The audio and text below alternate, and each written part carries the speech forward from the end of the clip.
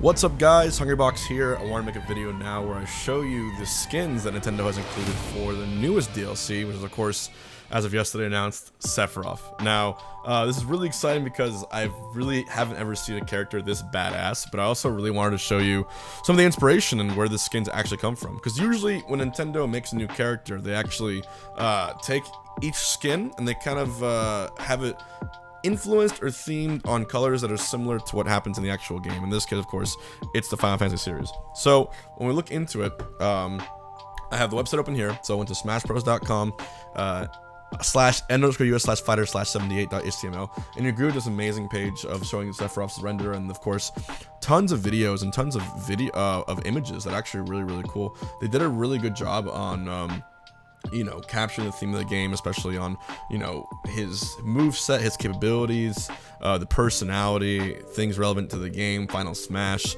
him versus Cloud, the rivalry. There's a lot of really cool things. Of course, the trailer which you saw already, which makes this character all that like more intimidating in a lot of ways. So I'm really excited about him. But right now, I want to show you where each of the skins are from, and I'm going to use my big engineering brain. I'm going to show you the easiest trick in Chrome. I wanted to show you the full render here, but it's blocked off by this bar of, you know, little displays here. So Smartbox, big brain box, is going to hit Control-Shift-I on Chrome. Where are you contained? Here. Boom! Clutch box, baby. And now we have the renders in their full glory. So this is the main model of Sephiroth right here.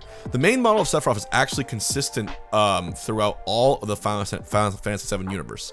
Any altered ones are actually spin-offs, crossovers, or fan-made. So the main model of Sephiroth actually remains consistent. Of course, with new graphics and new additions, you can see a lot more details into it. So this is Sephiroth in all of his glory, the one-winged angel, as you can see here. And you can see that he has his classic black outfit on with a giant sword. You know, this is a Sephiroth that's very iconic. It's one that you've come to know and love. And of course, if you click right here, it says it appears in Final Fantasy VII, and it links you right here to the Nintendo site. And this shows you all the screenshots from the original game and what it is, including this awesome screenshot they included of the original Final Fantasy VII Sephiroth, which I thought was a neat little inclusion there. With the shoulder pads and all that, you know, it's what it's what you know and love, right? The long ass white hair or platinum hair. Now, if you click on this website, it'll go through all his costumes, all his skins. So right here, you know, you'll immediately see that this is a purple skin right here. And I actually found out sort of loosely where each of these colors were inspired from. Stop. If today's day ends in a Y, you have to check out this spot for Ridge Wallet. Okay, it ends in a Y. Today's video, of course, is brought to you by Ridge Wallet. The Ridge Wallet holds up to 12 cards with more room for cash. It has over 30 colors and styles, including carbon fiber. Carbon fiber, the best one. Every wallet comes with a lifetime guarantee and a 45-day full refund policy. It has over 40,000 5-star reviews. I never thought I'd ask for a wallet for Christmas, but trust me, you're gonna want one of these under the tree, no doubt at all. It makes the perfect gift because it's something you use every single day. And for someone like me who loses my old wallet on a regular basis, and this one to still be in my life happily and conveniently, take my word for it. It's clutch. Just get one. Get this exclusive offer and check out their holiday guide by going to ridge.com/hungrybox and use the code Hungrybox for the offer code. Again, that's ridge.com/hungrybox with offer code Hungrybox. Link is in the description. And with that, all right, guys, thank you, Ridge Wallet. And with that, all right, thanks, Ridge Wallet. And with that, let's get back to the video. Now, in Final Fantasy, now, spoiler alert, this is a spoiler alert in case you consider it spoilers, but I have to explain what it is. So, spoiler alert, I'll give you 5 seconds. Some people might want to play the game. Here we go. But Shinra, this electric company, also owns a private military company known as Soldier, in all caps, Soldier. And these are soldiers who are infused with Mako energy and Genova cells, which give them enhanced skills, strengths, and abilities. And I won't go too much deeper into that, just know that's where it all comes from. And I wanted to show you the idea of why it's important. So I've actually went ahead and collected some of the images of these soldiers to understand where each of these from. So this looks like the Sephiroth, but with a hinge of purple right here, maybe like a grayish, lightish purple. And if you'll look right here, this is the 3rd class soldier, of course, from Final Fantasy VII. You can see that the shade of purple here, and I might just have it right here shown. The shade of purple here is pretty different from most like bright shades, and it kind of matches, I think, what Nintendo was going for here. You know, obviously the slight brown overtones and the rest of it be consistent maybe with the handle for his sword.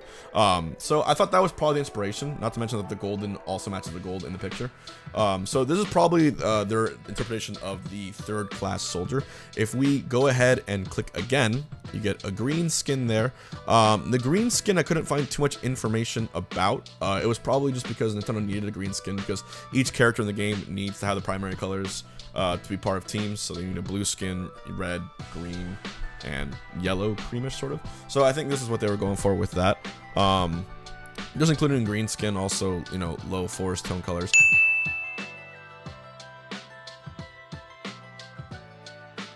I have open here this skin, right? This is kind of like a brownish reddish more, and the brownish reddish kind of goes along with the 3rd class, but I have an image here that I found of the 3rd and 2nd class, right? So if we go ahead and go here, let me pull this over here. This is the 3rd and 2nd class right here of the soldiers in Final Fantasy VII. And if you look right here, this 2nd class soldier looks a lot, that color looks very, very similar, especially down there in the bottom right corner. It looks very, very similar to what Sephiroth is wearing in this skin, which I thought was pretty fascinating. And so because of that, I'm pretty sure that's what they were going for.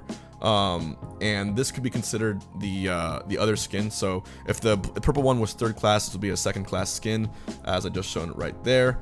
Definitely brown, reddish tones, which again makes sense because, you know, in the wiki of Sephiroth, you know, I don't know if we consider this, you know, some more spoilers, but, you know, this is in the Final Fantasy VII game, you had 1st class, 2nd class, and 3rd class, right? So 3rd class was blue, 1st class was more purple in Final Fantasy VII original, but then in the remake, the 2nd class soldier was kind of in between purple and brown. So you can interpret those as you want. And oh, I'm sorry, I'm an idiot, because I just found a model of a 3rd class soldier from Crisis Core Final Fantasy VII.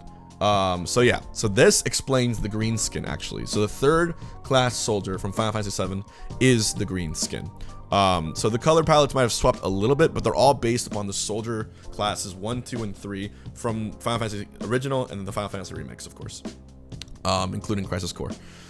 So that explains those. We can go along again.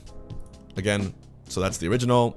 This one would be 3rd class, I suppose, based upon what I saw. But of course, if you look at it from the Final Fantasy original perspective, it could be considered a 1st class soldier, depending on what you ask. Like I said, that with purple, 1st class, 2nd class.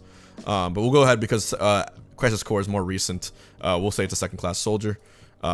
This one, as I just found out, is going to be the 3rd class soldier from Crisis Core Final Fantasy VII. I'm not sure if I can open this up and make it a little bigger. Maybe I can. Standard model right there as what you see. This one would be, in that case, a 2nd class soldier from the other one. And this white one and cream one, this one I'm not too sure. I think they went for sort of matching his hair color here, and I think this is the closest thing to a yellow or cream color that they actually had there. They didn't include a yellow color with Sephiroth, which I thought was pretty interesting, from what I can see here. And this blue skin right here, if you look back at it, it could be considered a third class soldier from the original, the blue there. And we see, of course, Roch. I'm sorry, I forgot to pronounce his name. But 3rd class soldiers have the iconic bluish tone there from the Final Fantasy remake. So if you look specifically from the Final Fantasy remake and not Crisis Core, Final Fantasy VII remake 3rd class soldiers do have what seems to be a blue overtone. So, and of course, 3rd class soldier operator also some more blue there. So I think that kind of explains where it's at. Now to make this a lot more interesting, they also included Shirtless Sephiroth, right? Shirtless Sephiroth in here, which I'm sure everyone's going crazy about. And you know, this is one of the most like eye-catching designs for a character that we've seen in a while. So it's kind of pretty funny. So And it hasn't happened yet in the remake, but you know, the lead designer of Final Fantasy Remake, Tetsuya Nomura, wants us to understand that, you know, Final Fantasy VII is a retelling, but more like a reimagining of the original Final Fantasy story, and we're supposed to think that as canon now. And his shirtless outfit, from what I understand, doesn't appear at all in Advent Children. So that's kind of the way I have to approach it. But more excitingly, we got Shirtless Sephiroth in the game, and if you click it again, we have these brown pants right here, which like I said, if you go to the third and second class solder image, you can sort of see immediately where they're from. That bottom right, especially in the more purplish tone, explains exactly where that's from. So these are the origins of the Sephiroth skins, and I'm pretty damn excited that my post's gonna get bodied now by this Adonis figure looking Sephiroth. Absolutely ripped, chiseled abs. And that's, you know, we take those. It is what it is. So yeah, guys, let me know your thoughts about this. Let me know what skin you're going to play. And let me know what you think is going to happen, what more surprises we're going to see in terms of Sephiroth. The main presentation for the character is going to be on the 17th. And I'm excited as you are to play it. So let me know your thoughts. And of course, as always, hashtag save smash, hashtag free melee. Don't forget the mission. And I'm really happy that you guys are continuing to tune into the content. And yeah, don't forget to watch Metagame as it premieres this week. I'll see you guys around. Thanks. Hey guys, I know we're enjoying the new Smash content, but I think it's important that we don't lose sight of what's important here. We need to be proactive in helping fix how Nintendo is treating the competitive Smash community. For more information on what they're doing, you can check the videos I've linked in the end screen. Make sure your voice is heard and tweet out hashtag save smash, hashtag free melee, and let's help make a greater change for the community at large. Together, with one big voice, we can make a lot of changes happen, and we have before. Thank you.